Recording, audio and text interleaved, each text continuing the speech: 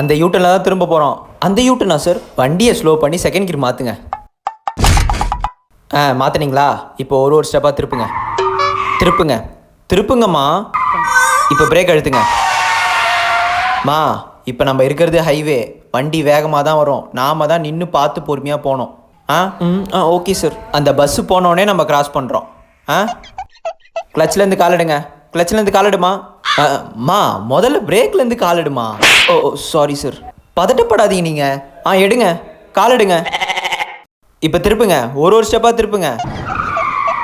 திருப்புங்க. இப்போ ஆப்போசிட்டில் திருப்புங்க. திருப்புங்க திருப்புங்க. இப்போ ஸ்டடி பண்ணிக்கோங்க. இப்போ ஆக்சிலேட்டர் கொடுங்க. கொடுங்கம்மா. ஆக்சிலேட்டர் கொடுங்கம்மா. கொடுங்க.